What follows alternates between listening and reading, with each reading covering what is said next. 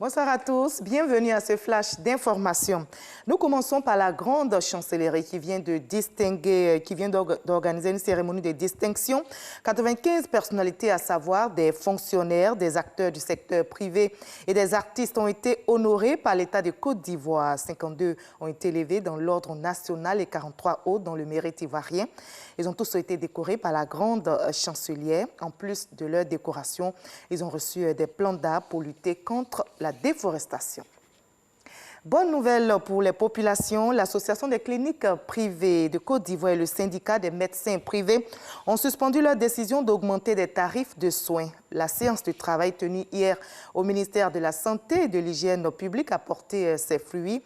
L'annonce a donc été faite à l'issue de la rencontre avec le ministre Akaouele, rencontre tenue donc avec l'Association des cliniques privées et le syndicat des médecins privés de Côte d'Ivoire. Nous reviendrons dans l'édition de 20h sur les circonstances de cette décision et surtout les désagréments engendrés. L'accès à l'eau potable est un défi que veut relever le gouvernement ivoirien. Le ministère de l'Hydraulique a donc été créé pour mieux s'intéresser à la question. L'autorité de tutelle, le ministre Laurent Tchagba, est donc à pied d'œuvre pour satisfaire toutes les populations. Il vient donc d'échanger avec les responsables de l'Office national de l'eau potable.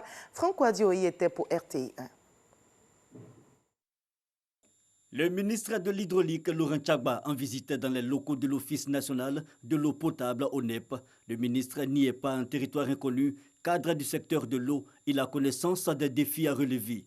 Il est bon que je visite la structure centrale, n'est-ce pas, du ministère, qui a la responsabilité de faire le suivi, qui fait le contrôle et l'évaluation. Aujourd'hui, de plus en plus, la Côte d'Ivoire est obligée de se tourner vers de l'eau de surface.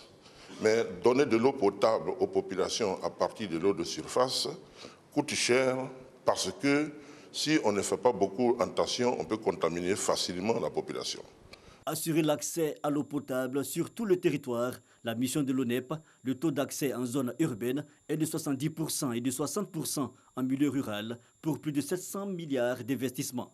En dépit des efforts de l'État, la couverture en eau potable en Côte d'Ivoire n'est pas optimale. Démographie galopante, orpaillage, des freins relevés. Aujourd'hui, l'orpaillage est un problème puisque l'orpaillage se fait dans les rivières et les déchets que ceux qui exploitent l'or rejettent dans l'eau, nous qui utilisons cette eau pour donner de l'eau potable aux populations, nous devons prendre des dispositions draconiennes pour rassurer que l'eau que nous allons distribuer demeure potable. Donc nous sommes obligés, au travers de notre laboratoire, d'être stricts sur la potabilité de l'eau. Laurent Tchagba a aussi visité le laboratoire d'analyse et de contrôle qualité de l'eau de l'ONEP.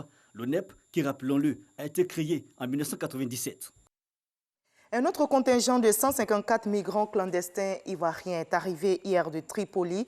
La Direction générale des Ivoiriens de l'extérieur, en partenariat avec l'Organisation internationale de la migration, poursuit ainsi le rapatriement volontaire des Ivoiriens candidats à l'immigration et installés illégalement en Libye. Ces Ivoiriens sont arrivés ce jeudi à Abidjan par vol spécial en provenance de Tripoli. Au Mali maintenant, le second tour de l'élection présidentielle se joue ce dimanche 12 août entre Ibrahim Boubacar Keïta, l'actuel président, et Soumaïla Cissé, le chef de file de l'opposition. Et comme il y a 5 ans opposé pour la seconde fois donc à Ibrahim Boubacar Keïta lors d'une présidentielle, Soumaïla Cissé n'a pas su fédérer l'opposition autour de son nom. Il espère toutefois une forte mobilisation des déçus du président sortant pour l'emporter dimanche prochain. Au Zimbabwe, le président élu Emmerson Mnangagwa ne sera pas investi comme prévu. Toutes les procédures sont suspendues en attendant la décision de la Cour constitutionnelle. L'annonce a été faite par le ministre de la Justice. L'opposition a attendu la date butoir de vendredi pour déposer son recours contestant le scrutin du 30 juillet dernier remporté par Emmerson Mnangagwa. Fin de ce Flash Info et je vous retrouve à 20h avec grand plaisir. Mais juste après ce flash, suivez l'info régionale qui vous donne toutes les nouvelles de nos régions ici en Côte d'Ivoire.